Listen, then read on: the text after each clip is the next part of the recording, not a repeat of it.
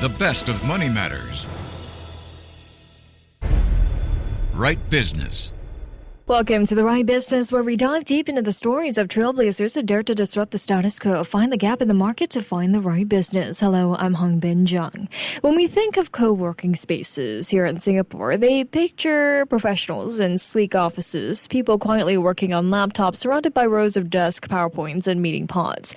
But what happens if you're not a desk-bound professional, but a maker? What if your craft involves wood, clay, metal, leather, or even music? For artisans and creatives, the traditional co-working model often doesn't work. The noise, the tools, the space requirements doesn't fit neatly into the standard co-working template. That's where TinkerTank comes in. It was created to be more than just another co-working venue. It's a home for makers, artists, and entrepreneurs to prototype, collaborate, and build ideas that can't be confined to a laptop screen. And to share more about how TinkerTank is reshaping the way we think about workspaces for creatives, joining us today is Brandon Wei, founder of TinkerTank. Hi, Brandon. Welcome to the show. Hello, everyone. My name is Brandon. I'm the founder of TinkerTank, co-working space that specializes in spaces for creatives and all makers.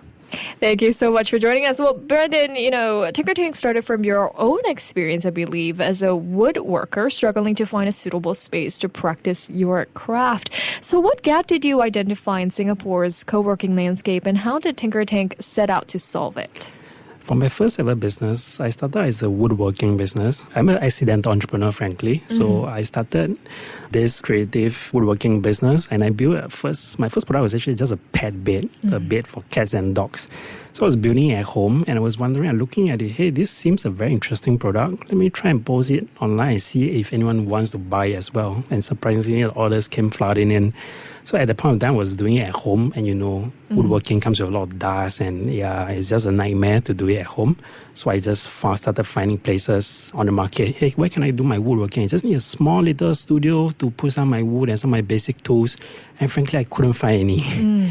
Yeah, so that leads to my experience of me. Actually, there was one out there, and I managed to find it. And I was there for about 6 months. It was another business that at the point of time is called the Yellow Cage, but they are not a creative co-working space. It's just a normal co-working space, and they just happen to allow me to do my wood. So, but I had to control my noise and stuff a little bit at that point of time.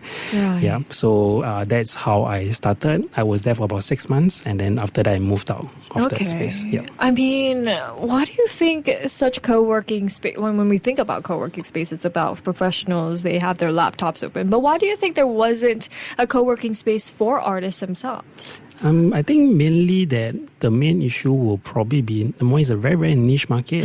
And also there are actually sort of maker spaces out there, but I think most of them started out with the wrong concept. So wrong business model rather, because for co-working spaces, right, most of them are, or rather for creative co-working spaces, most people might assume that, hey, I have all the tools and everyone just come and use the tools and stuff. But actually makers don't really want that. They want their own small little space for their own tools and their own items that they can work on. So they do not want people to come and meddle with their stuff. And they're very precious, their own tools. So there are makerspaces out there that do that. So, which I think is the wrong business model. So for us, we actually get your own space, your own room, and you can make as much noise, as much dust inside a room. Nobody ever come and disturb you and complain about you as well.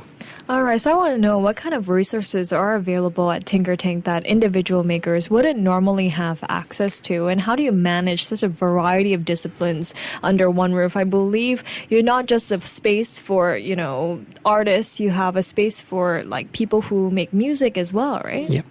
I mean, at the end of the day, all creative people, they have the same issues like I mentioned just now, which is the noise and the dust. So in TinkerTank, right, I think the biggest part of why TinkerTank is successful is the collaboration between all the different makers. Like, for example, I'm a worker. If I'm building a table, I might need a pair of metal legs. Hey, I can find someone else that's doing metal. After I build on metal, I might need someone to paint it for me. I find another person who is doing airbrushing to help me paint on my metal legs. Or if I'm a leather person, I need to 3D print a part that's specific for my tool that doesn't work. I can find a fellow 3D printer to print the thing that I need for my specific product. So it's the collaboration between the makers more than anything else, because we do provide you the space, and we provide a huge communal area where you can do your work as well and come and mingle and have a chat with each other.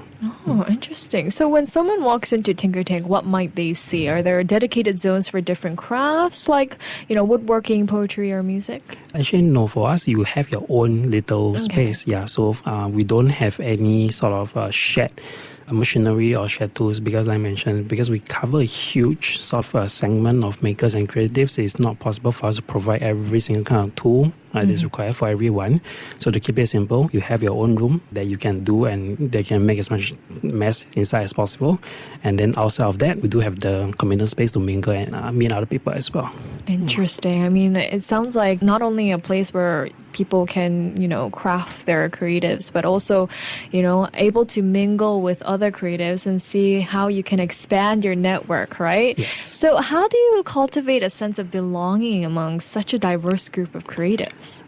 I think the main sort of points where we can assist is that because being in the creative business, right, it's one of the easiest sort of first business for everyone to do because it's mostly about turning your hobby into a business. So it's very good to have a community around that have gone through the exact same process, that turning your hobby into a business itself. So it's great guidance and also great networking as well to meet different people. Well, what has been the feedback like for all these creatives when they come across TinkerTank? I think they're quite surprised, firstly, that such a space, such a business even exists in Singapore, because when we think of co-working spaces, or thinking of Singapore is where something is very strict, come in, you can't have any noise, can't have any dust, which is most of the spaces out there, which is impossible to get all this done. So number one is that surprise. And number two, when they really come in and join the community, realize, hey, there are actually a lot of like-minded people around that I can mingle with and chat with and share the experience as well, because entrepreneurship, it's quite a lonely journey as well. Having people that have gone through this journey, it helps out a lot. Yeah. Well, you mentioned earlier in our conversation that traditional co-working spaces didn't really cater to this kind of market because it's a niche market. But what has been the demand been like for you? I mean, has it taken you by surprise that a lot of people were looking for spaces like yours? I mean, I'm not really taken by surprise because I was my first client in a way, because I started this business because of my problems. I definitely know that there are a lot of people out there that has this similar issue. But currently, actually, our occupancy rate is really high. I think it's above 95% for our locations. So the demand is always there for sure. But for us, it's more about currently, like, how can we service more makers and building the community up rather than just providing a space, because space is just one small aspect of starting a creative business. Yeah. Definitely. So what role do you see maker spaces playing in, Singapore's future economy and culture? And do you think spaces like TinkerTank can shift how society values artisanship and hands-on work? I think definitely, because like I mentioned just now, this kind of business is sort of the fundamental of SMEs, or the first step of most SMEs. So it's a great base and it's a great sort of a first step for people if they really are looking to go on this entrepreneurship journey, to go on and make something of themselves rather than being the rat race, you see. Definitely. Yeah. Well, before we let you go here, Brandon, what's next for TinkerTank? Are you planning to expand perhaps to different countries or introduce new facilities? What's next?